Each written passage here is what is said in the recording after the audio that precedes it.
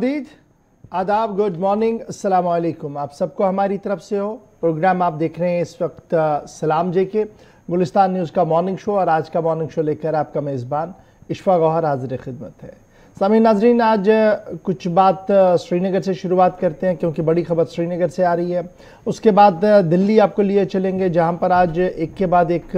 बड़ी मीटिंग्स है, वहां पर क्या कुछ होने जा रहा है। वापस जब श्रीनगर की मौजूदा सूरत हाल पर हम गुफ्तगू करेंगे तो बताएंगे कि लेफ्टिनेंट गवर्नर इंतज़ामिया ने दिल्ली रवाना होने से पहले क्या कुछ फैसले लिए हैं, उस पर भी गुफ्तगू करने की कोशिश करेंगे। मुल्क की सियासत पर भी बात रखेंगे और आपको बात सऊदी अरब की भी बताएंगे जहाँ पर कई लोगों के ज़ख्मी होने की इस वक्त इतलात जो है वो मौसूल हो रही है। ये सब कुछ हम आपको बताएंगे, एक एक करके हर एक तफसील आपको बताएंगे। ग्राउंड ज़ीरो पर भी लिए चलेंगे। 10 बजे तक इस प्रोग्राम को आप तक ले आने की कोशिश करेंगे और 9:40 पर हस्बे वादा आप और हम करेंगे बात, और आखिरी 15 से 20 मिनट जो रहेंगे उसमें आप अपने मसाइल हुकूमत तक पहुंचाने की कोशिश भी करेंगे। तो फिलहाल आप टीवी पर हमें देख रहे हैं तो हमारे सोशल मीडिया प्लेटफॉर्म का फटाफट से इस्तेमाल कीजिएगा। फेसबुक, ट्विटर, इंस्टाग्राम के साथ साथ हमारी ऑफिशियल वेबसाइट www.gulistannews.in पर लॉगिन ज़रूर कीजिएगा और वहाँ पर आप खबर पढ़ेंगे भी, टीवी को देखेंगे भी, और आप और हम वहाँ पर बिलवास्ता बात भी कर सकते हैं। यानी आप अपनी दिल की बात रख सकते हैं, प्रोग्राम के बारे में आरा रख सकते हैं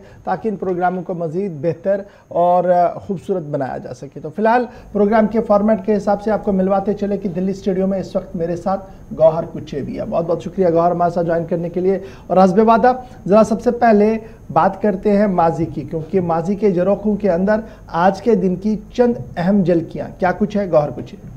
शुक्रिया इशफाक को। प्रोग्राम की शुरुआत करते हैं तारीख की आज के दिन के हवाले से। आज के दिन की अगर हम बात करेंगे तो आज ही के दिन 1953 में बरतानवी हुकूमत ने गयाना के आइन को मुअत्तल किया है। वो आज ही का दिन था। और आज ही के दिन 2006 में गूगल ने यूट्यूब के कब्जे का ऐलान किया है। और आज ही के दिन 2005 में यूरोपीय सैटेलाइट क्रायोसैट का तजुर्बा नाकाम हुआ है। और आज ही के दिन हिंदुस्तानी इलाकाई फ़ौज की तश्कील हुई है, यानी कि 1949। और आज ही का दिन था जब हिंदुस्तानी इलाकाई फ़ौज की तश्कील हुई है।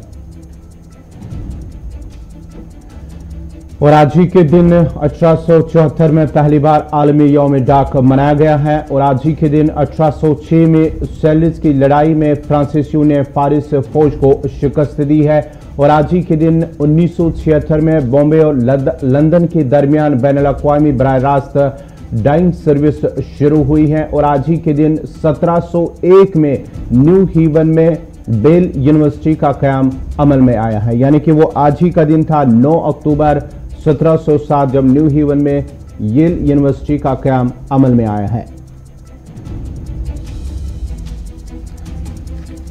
चलिए जी, ये तो थी जनाब बात माजी की, लेकिन आज हाल और मुस्तकबिल की क्या कुछ खबर है वो भी आपको ज़रा बताने की कोशिश करते हैं। और फिलहाल बड़ी खबर श्रीनगर से सामने आ रही है क्योंकि श्रीनगर पुलिस की तरफ से ट्वीट किया गया है। और श्रीनगर पुलिस की तरफ से जो रात देर गए ट्वीट किया गया उसके हिसाब से शहर श्रीनगर के मैथन इलाके में फोर्सेज और मिलिटेंटों के बीच झड़प हुई है। ये खबर श्रीनगर पुलिस की तरफ से हम आपके सामने रखने हैं, जहां पर बाज़ाब्ता तौर पर एजेंसीज ने ट्वीट किया है, पुलिस ने ट्वीट किया और उस ट्वीट के दौरान उन्होंने इस बात का खुलासा पेश किया है कि रात देर गए सिक्योरिटी एजेंसीज ने, जिनमें CRPF है, जम्मू कश्मीर पुलिस है, मुश्तरका कार्रवाई की और वो कार्रवाई अब एनकाउंटर में तब्दील हुई है। और अगर आप इस खबर के पस मंज़र में देखेंगे तो 24 घंटों के दौरान ये दूसरा शूट आउट होगा या ये दूसरा इंसिडेंट होगा शहर श्रीनगर के अंदर। रात देर गए के इंसिडेंट के बारे में थोड़ी देर में हम आपको ज़रूर तफसीलात फराहम करेंगे, लेकिन फिलहाल जो अभी की सबसे बड़ी खबर है वो मैथन इलाके की है। और जहां पर सिक्योरिटी एजेंसीज की तरफ से ये दावा पेश किया गया है कि इस इलाके के अंदर रात देर गए ऑपरेशन चलाया गया और इस वक्त ये ऑपरेशन जो है जारी है, एनकाउंटर अभी भी जारी है, क्योंकि अभी तक पुलिस की तरफ से कोई दूसरा वजाहती बयान इस पूरे मामले पर नहीं आया है। रात देर गए तकरीबन 1 बजे के आसपास ट्वीट जारी किया गया था, जिस ट्वीट के अंदर ये कहा गया था कि मिलिटेंटों के साथ मुख्तसर सी झड़प हुई और उसके बाद ये पूरा इलाका जो है कॉर्डन कर दिया गया। तकरीबन 1:15 बजे के आसपास पुलिस की तरफ से मैथन एरिया के अंदर जो मामला हुआ है उस पर ट्वीट किया, कहा गया कि CRPF and police are on job, further detail shall follow. Police की तरफ से इतना सा ट्वीट जो है वो किया गया, लेकिन जमीनी सूरत हाल है क्या, इसको जानने के लिए हम सीधे चलेंगे श्रीनगर, जहां से सईद तजम्मुल हमारे साथ इस वक्त ज्वाइन कर चुके हैं। तजम्मुल, बहुत शुक्रिया जी ज्वाइन करने के लिए। रात देर गए पुलिस की तरफ से ट्वीट तकरीबन 1:15 बजे के आसपास, और उस ट्वीट में यह कहा गया है कि ब्रीफ एक्सचेंज ऑफ फायर हुआ है जी मैथन छानपोरा इलाके के अंदर, और उसके बाद पूरा इलाका जो है वो कॉर्डन के अंदर है। और कल हमने देखा जो शूट आउट हुआ था उसमें पुलिस की तरफ से बयान दिया गया था कि एक मिलिटेंट जो है वो जी फरार हो गया है जी वहां से, और अब उसकी तलाश भी जारी है। तो क्या मैं अगर कल की लीड को आगे बढ़ाऊं तो उसके हिसाब से ये अभी कोऑर्डिनेट सर्च ऑपरेशन चलाया जा रहा है, या ये एक सेपरेट लीड है जिसको लेकर ऑपरेशन शुरू किया गया था?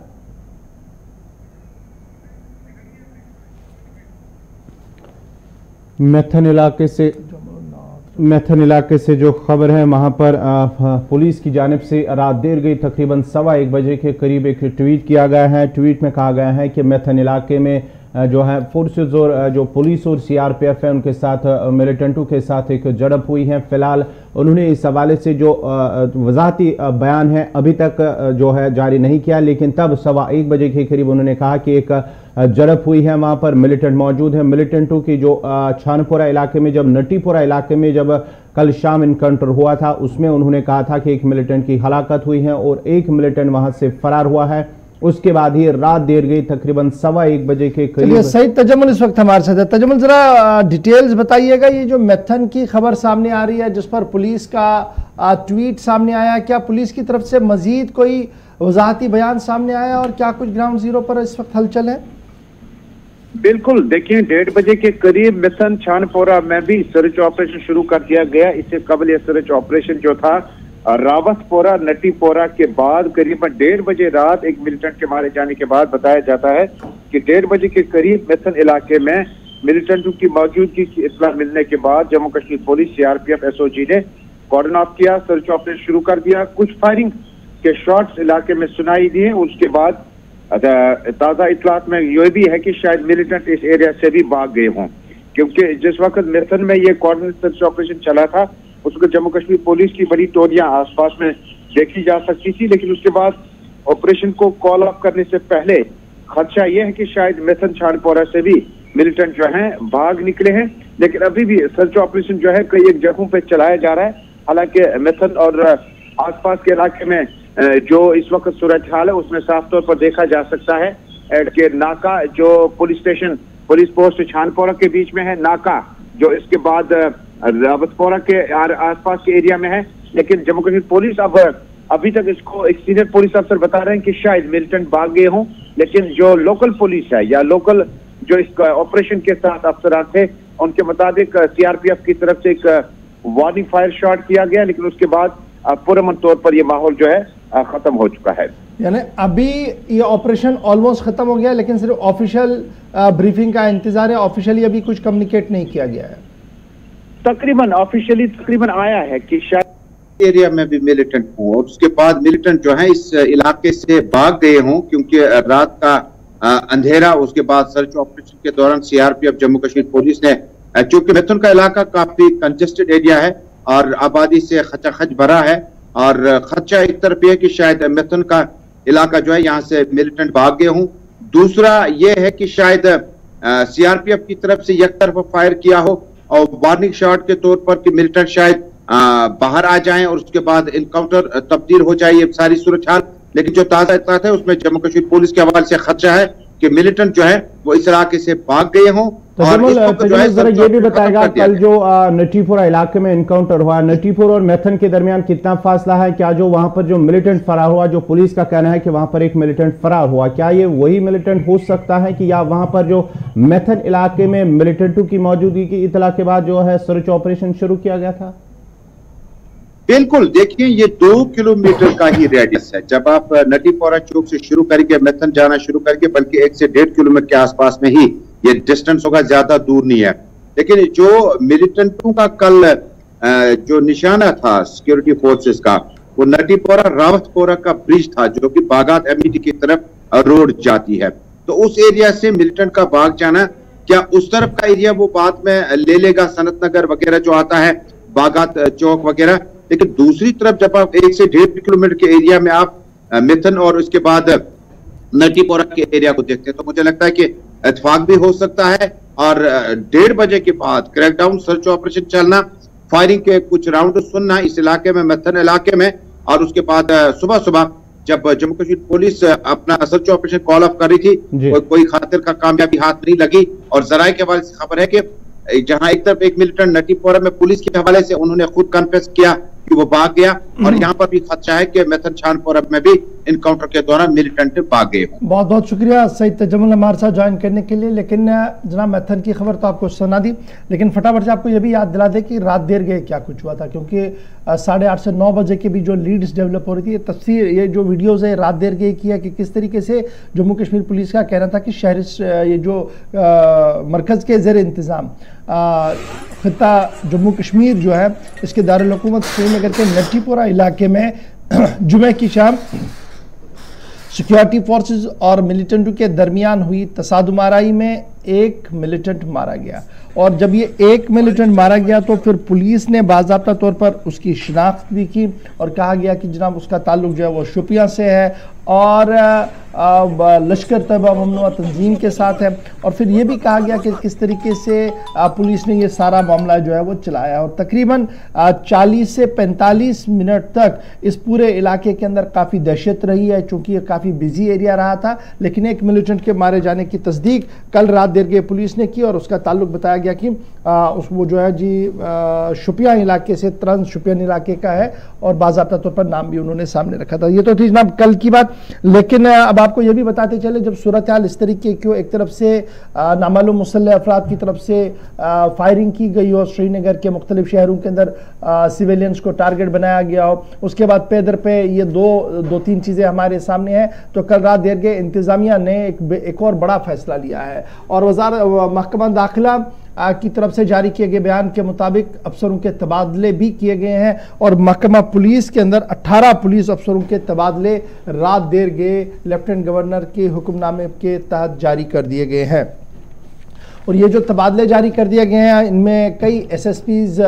DIGs को तब्दील किया गया है और एवेटिंग ऑर्डर्स बहुत सारे लोगों का था, उन्हें वापस जो है वो एडजस्ट भी किया गया। और इस ऑर्डर में जो 2-3 चीज़ें बड़ी इंपॉर्टेंट है, फटाफट से आपको बताते चले। अल्ताफ़ शाह साहब अब SSP सिक्योरिटी होंगे जी, उन्हें तैनात कर दिया गया है। उसके साथ साथ अरुण गुप्ता जो कठुआ के अंदर थे प्रिंसिपल, उन्हें ट्रांसफ़र करके SSP साइबर क्राइम इन्वेस्टिगेशन, इन्हें बहुत बड़ी जिम्मेदारी सौंप दी गई है। अरुण गुप्ता को ये होंगे जी SSP क्राइम इन्वेस्टिगेशन। और उसके साथ साथ गौहर अहमद खान, इन्हें एडिशनल SP बडगाम तैनात कर दिया गया है। प्रदीप सिंह, इन्हें एडिशनल SP कुपवारा तैनात कर दिया गया। और इस तरीके से ये जो 18 पुलिस अफसरों की फहरिस्त है, इसमें आप हर ज़िले के अंदर किसी न किसी नए चेहरे को जो है वो देखेंगे। तो ये माना जा रहा है कि ये रूटीन ट्रांसफ़र है, पुलिस की तरफ से कहा गया है। लेकिन बावसूख ज़राया और पावर कॉरिडोर से जो खबर है वो ये है कि शेकअप आने वाले दिनों में और भी होगा, और न सिर्फ पुलिस इंतजामिया में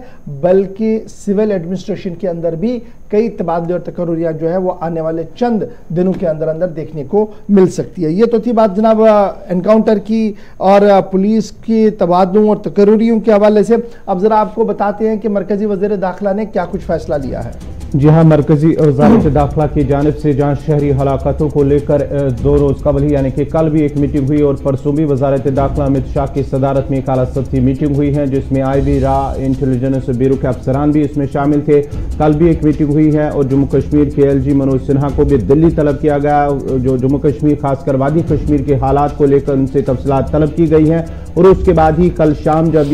ये फैसला लिया गया है कि वादी कश्मीर को काउंटर टेररिज्म एक्सपर्ट की टीम जो है उससे वादी की ओर रवाना किया गया है। जब पहली मीटिंग के बाद फैसला लिया गया, उसके बाद ही कल सुबह टीम को वादी की ओर रवाना किया गया, जो वहां पर पुलिस और दीगर फोर्सेज एहलकारों के साथ तालमेल के साथ उनकी मदद से काम करेंगे, क्योंकि जिस तरह से टारगेट किलिंग हो रही है लगातार वादी के अंदर, उसको रोकने के लिए एक टीम को भेज दिया गया है वादी के अंदर, जो इस पर रोकने की भरपूर कोशिश करेंगे पुलिस और दीगर सिक्योरिटी फोर्सेज के अफसरान के साथ। अमित शाह और लेफ्टिनेंट गवर्नर के दरमियान एक अहम मशावरत आज बाद दोपहर होने जा रही है और ये मशावरत और ये मीटिंग तब हो रही है जब श्रीनगर शहर के अंदर पे दर पे सिविलियन कैजुअलिटीज हुई है और छोटे हथियारों का बेतहरीक इस्तेमाल हुआ है और उसके फौरन बाद मरकजी वजारत दाखिला के अंदर आला सतही मीटिंग गुज़श्ता दिनों हुई है जिसमें इस बात का फैसला लिया गया कि इंटेलिजेंस ब्यूरो के आला अफसर श्रीनगर जाएंगे और उसमें काउंटर टेररिज्म के जो बड़े अफसर हैं वो श्रीनगर पहुंच चुके हैं और लगातार जम्मू कश्मीर पुलिस और दीगर एजेंसीज के साथ तालमेल बिठाकर काम करने की कोशिश की जा रही है। वहीं पर आज सबकी नजरें दाखिला वजारत पर रहेंगी क्योंकि मरकजी वजीर दाखिला अमित शाह आज लेफ्टिनेंट गवर्नर मनोज सिन्हा से शहरी श्रीनगर और स्पेशली जम्मू कश्मीर के हालिया टारगेट किलिंग के तनाजुर में वादी में सिक्योरिटी सूरत हाल पर बातचीत करेंगे और सरकारी ज़राया के मुताबिक 5 दिनों में कमोबेश 7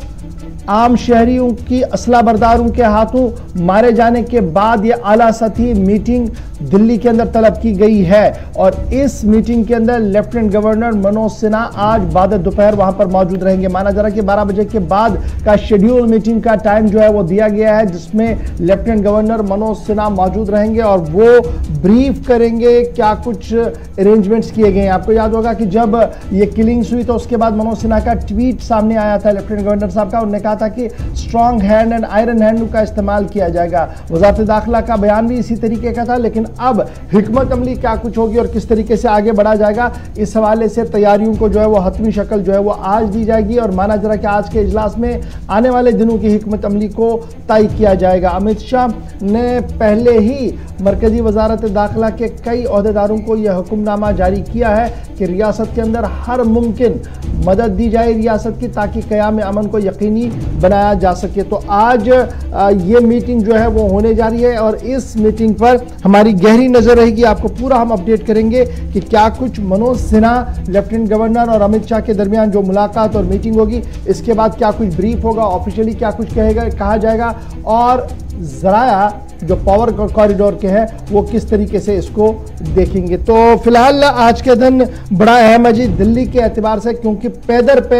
ये तीसरी मीटिंग होगी। एक मीटिंग अफगानिस्तान के सूरत हाल के हवाले से लेकर की गई थी कि जनाब जम्मू कश्मीर पर क्या कुछ इसका असर पड़ सकता है। दूसरी मीटिंग उसके बाद लेफ्टिनेंट गुज़श्ता दिनों अमित शाह साहब ने ली थी जिसमें कहा गया कि जनाब डेवलपमेंटल एस्पेक्ट को देखा गया और इंटरनल सिक्योरिटी को डिस्कस किया गया और ये तीसरी मीटिंग होगी शहरी हिलाकतों के बाद कि किस तरीके का माहौल है और क्या कुछ आगे करने की जरूरत है। अब इन सभी हिलाकतों के पीछे क्या कुछ चल रहा है और किस तरीके की सियासत है उस पर भी आज बातचीत जो है वो की जाएगी और हिकमत अमली को तरतीब देने की कोशिश की जाएगी।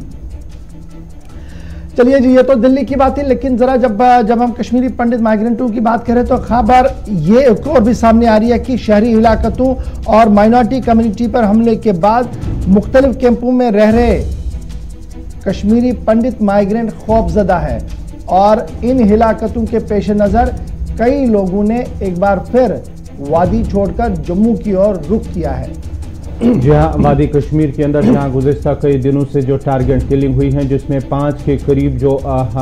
कश्मीरी पंडित सिख और जो गैर रियासती बाशिंदे उसको देखते हुए जो पंडित बरादरी के लोग हैं मुख्तलिफ इलाके में रह रहे हैं चाहे साउथ कश्मीर, नॉर्थ कश्मीर और दीगर इलाकों में रह रहे हैं उनके अंदर खौफ एक बार फिर जो है वो खौफजदा हो गए और इसको पेश नज़र कई इलाकों से जो फैमिलीज़ हैं उन्होंने जम्मू की तरफ रुख करना शुरू कर दिया है और इस सिलसिले में अगरचे इंतज़ामिया या सियासी लीडरान की जानिब से उनसे अपील की गई है कि आप लोगों को डरने की ज़रूरत नहीं है कि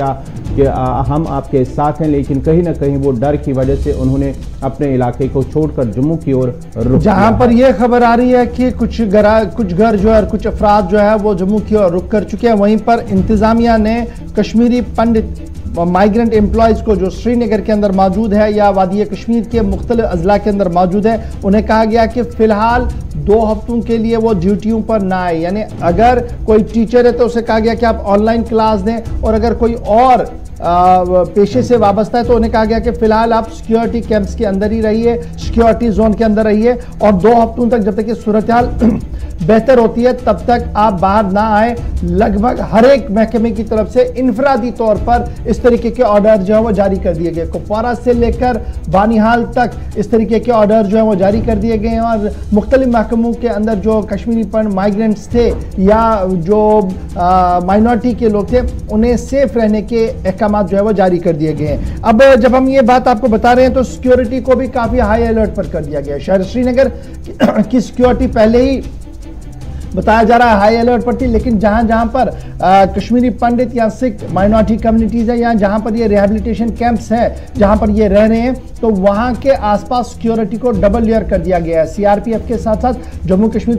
पुलिस की तैनाती और सीसीटीवी कैमराज को मुख्तलिफ जगहों पर जो है वो लगाया गया है। और नॉर्थ कश्मीर की जब हम बात के पहले हम जरा बताएंगे आपको शेखपुरा जो माइग्रेंट कॉलोनी है वहां से हमारे पास जो इतलात है कि कश्मीरी पंडित जो शेखपुरा बडगाम के अंदर रह रहे हैं और तकरीबन उनकी तादाद 290 फैमिलीज है माइनॉरिटी कम्युनिटीज के 290 लोग जो है वो वहां पर रह रहे हैं और कुछ लोगों ने वहां से हिजरत की है, वो वहां से चले गए हैं और जब ये मामला इंतजामिया की नोटिस में आया तो फौरन वो वहां पर पहुंचे, उन्होंने परस्यू उन्हें किया और उन्हें रोका और उसके बाद सिक्योरिटी कवर जो है वो वहां पर और ज्यादा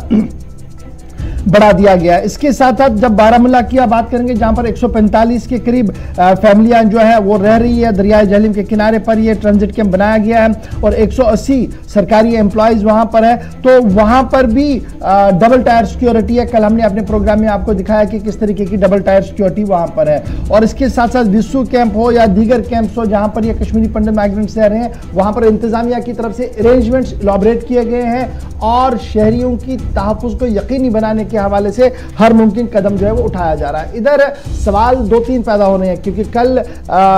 कुछ तंजीमों की तरफ से चीफ सेक्रेटरी साहब को एक खत लिखा गया जिसमें यह कहा गया कि देखिए मुलाजमीन को तहफ़्फ़ुज़ फराहम करना और उन जगहों पर जहां पर वो ड्यूटियों पर तैनात है शायद ये सरकार के हक में नहीं है, लेकिन इसके लिए एक बीच का रास्ता जो है वो निकाला जाए जब तक हालात भी बेहतर हो। शायद उसी का यह फैसला है कि फिलहाल 2 हफ्तों के लिए उन्हें कहा गया कि आप एक ही जगह पर रुकिए ताकि सूरत हाल पर काबू किया जा सके और उसके बाद वापस वो चले जाए। लेकिन एक अच्छी बात यह है कि मुख्तलिफ मजहबी तंजीमों ने कल जुमा की नमाज के फौरन बाद भी इस बात का इशारा दिया है कि वो आज भी मजहबी भाईचारे और रवादारी के हक में और किसी भी तरीके से उन कुव्वतों को कामयाब नहीं होने देंगे जो जम्मू कश्मीर के अंदर मजहब के नाम पर या जुबान या रंग नस्ल के नाम पर फसाद बपा करना चाहते हैं। और उनका मानना कि अक़लियतों के तहफ़्फ़ुज़ करना उनकी जिम्मेदारी है और इस जिम्मेदारी से वो दस्तबरदार नहीं हो सकते। तो ये कल मुख्तलिफ जगहों से इस तरीके की आवाज़ें जो है वो मस्जिदों और मीरानों से सुनने को आई है जो शायद एक मस्बत पहल है और एक मस्बत सोच भी है और इसका असर भी मस्बत देखने को मिल सकता है। ये तो बात थी जनाब कश्मीरी पंडित माइग्रेंटों की, लेकिन बढ़ते आगे जरा बात लद्दाख की आपको बताते हैं क्योंकि लद्दाख इंतजामिया ने पुश्तैनी बाशिंदे की सनद इजरा करने के हवाले से हतमी फैसला कर दिया है और हतमी फैसले के अंदर जो बात उन्होंने रख दी है वो ये है कि अब लद्दाख एडमिनिस्ट्रेशन ने जो प्रोसीजर लिया है, जो रास्ता इख्तियार किया है रेजिडेंशियल सर्टिफिकेट जारी करने में, उसमें कहा गया कि किसी भी दूसरी रियासत के या दूसरी रियूटी के बाशिंदे को अहल नहीं माना जाएगा सर्टिफिकेट देने के लिए। यानी लद्दाख की जो आबादी है आज के दिन में और जो लद्दाख के अंदर रिहाइश पजीर आज के दिन में है, पुश्तैनी तौर पर वहां पर रिहाइश पजीर है, सिर्फ उन्हीं को पीआरसी जो है वो दे दी जाएगी, नंबर 1। और साथ साथ ये भी कह दिया गया है कि तरक्याती मंसूबों को हतमी शक्ल देने के लिए भी हाई पावर कमेटी तश्कील और नौकरियों में तेजी लाई जाए और भर्ती अमल को तेज किया जाए, इस सिलसिले में भी फास्ट ट्रैक बुनियादों पर काम किया जाएगा। 3 मुतालबे बड़े थे लद्दाख की तरफ से कि पुश्तैनी बाशिंदे की सनद मिलनी चाहिए, उस हवाले से अब बाज़ाब्ता तौर पर काम शुरू हो गया है। नॉन गेजेटेड पोस्टों में भर्ती होनी चाहिए, उस पर भी लेफ्टिनेंट गवर्नर साहब ने जो है वो अपना फैसला दे दिया है। और अब सियासी मामला जो है कि अब बाइख्तियार बनाया जाए जी हिल काउंसिल को और बाज़ाब्ता तौर पर लेजिस्लेशन दी जाए, वो एक बड़ा मामला है। लेकिन फिलहाल सवाल जो है क्या कुछ चल रहा है और किस तरीके से इस पूरे फैसले को देखा जा रहा है, सीधे चलेंगे इसहाक के पास। इसहाक, बहुत शुक्रिया जी ज्वाइन करने के लिए। फटाफट से जरा अपडेट कीजिएगा, ये जो लेफ्टिनेंट गवर्नर एडमिनिस्ट्रेशन ने कल बड़ा फैसला लिया है कि पीआरसी जो देनी है उसमें अहल कौन होगा और किस तरीके से अब इस पूरे फैसले को देखा जा रहा है। जी आपको बताते चले जिस तरह से लद्दाख के अंदर इससे पहले रेजिडेंस सर्टिफिकेट टेम्परेरी बेसिस पे रेजिडेंस ऑफ लद्दाख को डिफाइन किया था। खासकर जब नोटिफिकेशन जारी किया था, उस नोटिफिकेशन में पैराग्राफ 6 ऑफ लद्दाख के जो है ऑर्डर जारी किया था रेजिडेंस सर्टिफिकेट के हवाले से टेम्परेरी डिफाइन किया था। उसमें कहा था कि आने वाले वक्त में दूसरे ऑर्डर में जो प्रोसीजर हैं रेजिडेंस ऑफ लद्दाख के लिए वो डिफाइन किया जाएगा। तो अब लद्दाख एडमिनिस्ट्रेशन ने प्रोसीजर डिफाइन किया है कि किस बेसिस पे और कैसे लद्दाखियों को रेजिडेंस सर्टिफिकेट प्रोवाइड किया जाएगा। तो अब तो ये जो ऑर्डर आया है, खासकर नॉन गेजेटेड पोस्ट, इसके फास्ट ट्रैक बेसिस पे इनकी रिक्रूटमेंट के लिए जो एलिजिबिलिटी क्या रहेगा और किस तरह से उनको बेस बनाया जाएगा। तो इससे पहले जब रेजिडेंस ऑफ लद्दाख के सर्टिफिकेट को डिफाइन किया था टेम्परेरी, उसमें कहा गया था कि लद्दाख से बाहर के किसी भी लोगों को रेजिडेंस सर्टिफिकेट नहीं दिया जाएगा। तो उसी तरह से अब डिफाइन किया है कि अब जो है लद्दाख के अंदर जितने भी लोग हैं वो लोग जिनके पास ऑलरेडी पीआरसी प्रोसेस करते हैं और उनके बच्चे, और उसके साथ साथ कैटेगरी ऑफ पर्सन और उनके बच्चे, उनको पीआरसी को आधार बना के रिक्रूटमेंट प्रोसेस जो है वो शुरू किया जाएगा और जो है रेजिडेंस सर्टिफिकेट उन्हीं को दिया जाएगा। तो इसके लिए अब बाज़ाबिता तहसीलदार जो हैं वो कॉम्पिटेंट अथॉरिटी रहेगा और डिस्ट्रिक्ट मैजिस्ट्रेट रहेगा। तो अब जो है वजाहतन और नोटिफिकेशन जारी करके बताया कि अब लद्दाख से बाहर के किसी भी लोगों को लद्दाख के अंदर रेजिडेंस सर्टिफिकेट नहीं मिलेगा। यानी रेजिडेंस सर्टिफिकेट उन्हीं को मिलेगा जो लद्दाखी है। और उस पर एक चीज वाज़ेह हो जाता है कि अब जो रिजर्वेशन ऑफ जॉब है वो कहीं न कहीं लद्दाखियों को ही जो है वो रहने जा रहे हैं लद्दाख के अंदर जितने भी लोग। यानी कुल मिलाकर हम इसको मोटा मोटा इस तरीके से देखेंगे कि जो लगातार मांग लद्दाख की तरफ से थी, लद्दाख की सिविल सोसाइटी या पॉलिटिकल ग्रुप्स की तरफ से थी, उस पर लगभग 70 to 80% काम हो गया है और अब सिर्फ एक दो चीजें ही रह गई हैं। जी, खासकर नॉन गेजेटेड पोस्ट के लिए आप आए हैं। आप गेजेटेड पोस्ट के लिए किस तरह की रूल बनेगा और किस तरह की चीजें बनेगा, लेकिन अब आने वाले वक्त में देखने वाली बात है कि आप इस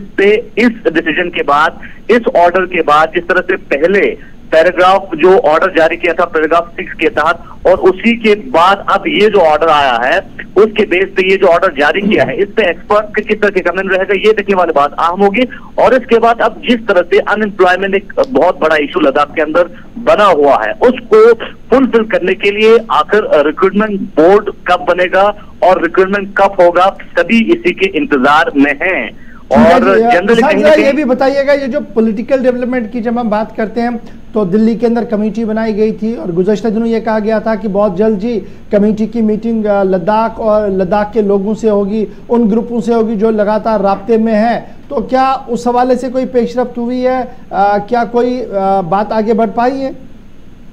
जी, फिलहाल पॉलिटिकल डेवलपमेंट के हवाले से लद्दाख के अंदर और खासकर लद्दाख और दिल्ली के बीच में एक बहुत बड़ी पॉलिटिकल डेवलपमेंट कंटेम्प्रेरी पॉलिटिक्स में देखने को मिल रहा था, उसमें फिलहाल खामोशी छाई हुई है। और फिलहाल जो है दिल्ली से बुलावा आना था, लद्दाख के जो मेंबर्स को ज्वाइंटली मीटिंग करना था, उस पर फिलहाल गुफ्तगू जो है वो आगे बढ़ते हुए नजर नहीं आ रहा है। हालांकि इस बीच LHDC लेह और करगिल के CCs ने एक अहम स्टेटमेंट दिया है। उनकी तरफ से कहा गया कि हिल काउंसिल के एक्ट में तरमीम करने की जरूरत है और जो खासकर जिस तरह से पावर में क्लैश होता है, यूटी एडमिनिस्ट्रेशन और काउंसिल के बीच में जो पावर में कहीं ना कहीं क्लैश होता है, एक मुकाम पे आके डुप्लीकेसी आ जाता है, कॉन्फ्लिक्ट आ जाता है, तो उसको मद्देनजर रखते हुए उन्होंने उनके अहम डिमांड थे। और खासकर इस वक्त जो है चीफ एग्जीक्यूटिव ऑफिसर CEO जो LHDCs का है, दोनों काउंसिल का, वो डिप्टी कमिश्नर है और उनका मानना है कि रूल में कहीं न कहीं तरमीम लाके अब यूटी बना है तो कमिश्नर सेक्रेटरीज और सेक्रेटरीज के लेवल के हिसाब से एक्ट बनाने की जरूरत है। फिलहाल बहुत बहुत शुक्रिया जी हमारे साथ ज्वाइन करने के लिए और इसाक बताने के लिए कि क्या कुछ सूरत है। फिलहाल कहीं पर राहत है और कुछ परेशानियां अभी भी लद्दाख को 2 साल मुकम्मल होने जा रही हैं जब लद्दाख भी यूटी बनाए, लेकिन अभी भी बड़े फैसले जो लेने हैं जिसके तहत लद्दाख एक बाइख्तियार इलाका बन सके, उसमें अभी भी बड़ी रुकावटें दरपेश हैं और उन रुकावटों को दूर करने के लिए लद्दाख की आवाम भी सरापा एहतजाज भी है और लगातार बात भी करती आ रही है। बढ़ते हैं जी आगे, जरा बात महबूबा मुफ्ती की करते हैं क्योंकि खबर इस वक्त श्रीनगर से डेवलप हो रही है कि साबिक वजीर आला महबूबा मुफ्ती को जनूबी कश्मीर के दौरे पर जाना था और जनूबी कश्मीर दौरा शायद उनका ना हो, क्योंकि खबर इस वक्त जो जम्मू कश्मीर से आ रही है वो ये आ रही है कि पुलिस की भारी नफरी उनके मरकजी गेट पर तैनात कर दी गई है। जहां श्रीनगर से इस वक्त की बड़ी खबर इस वक्त जो आ रही है कि साबिक वज़ीर आला महबूबा मुफ्ती को एक बार फिर खाना नजरबंद रखा गया है। उन्हें अनंतनाग का दौरा करना था और अनंतनाग के दौरे से कबल ही पुलिस की जानिब से वारी नफरी जो इनको गेट के बाहर तैनात किया गया और उन्हें बाहर जाने की इजाजत नहीं दी गई है। पुलिस की जानिब से बाज़ाब्ता तौर पर उनके गेट के बाहर एक गाड़ी रखी गई है और गाड़ी उन्हें इस हवाले से कहा गया है कि आपको बाहर जाने की इजाजत नहीं दी जाएगी। महबूबा मुफ्ती को अनंतनाग का दौरा करना था और इससे पहले ही इंतजामिया की जानिब से उन्हें खाना नजरबंद रखा गया है। बड़ी खबर इस वक्त श्रीनगर से आ रही है, जहां पर साबिक वजीर आला महबूबा मुफ्ती को जनूबी कश्मीर अनंतनाग जाना था और शेड्यूल्ड विजिट ये उनका अनंतनाग का था, लेकिन इंतजामिया ने फिलहाल अनंतनाग जाने की शायद इजाज़त नहीं दी है और यही वजह है कि मकामी पुलिस थाने की नफरी और एक गाड़ी उनके गेट पर तैनात कर दी गई है ताकि वो बाहर ना जाए। और बंकर जो है, जैसे लास्ट टाइम भी हमने देखा था कि पुलिस बंकर,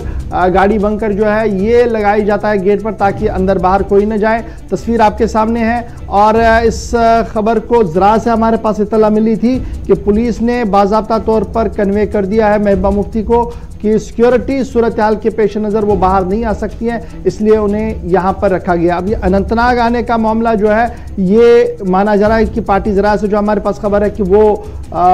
शेड्यूल्ड विजिट था जी, और यहाँ पर यह भी माना जा रहा है कि जिस तरीके के गुज़श्ता कई दिनों से सूरत हाल जनूबी कश्मीर के अंदर बनी हुई है उसको देखने के लिए और वर्कर से मीटिंग के लिए महबूबा मुफ्ती ने जनूबी कश्मीर जाना था, लेकिन फिलहाल बड़ी खबर ये कि उन्हें एक बार फिर खाना नजरबंद रखा गया है। जम्मू कश्मीर की साबिक वज़ीर आला जनूबी कश्मीर नहीं जाएंगी, शायद अभी तक इस तरीके के हालात बने हुए हैं। छोटे से ब्रेक के लिए रुक रहे हैं, ब्रेक के उस पार आएंगे तो बताएंगे कि एलजी इंतजामिया ने सड़कों की मरम्मत के लिए क्या फैसला लिया है और क्या यह फैसला ज़मीनी सूरत हाल पर बेहतर हो सकता है। छोटे से ब्रेक के बाद।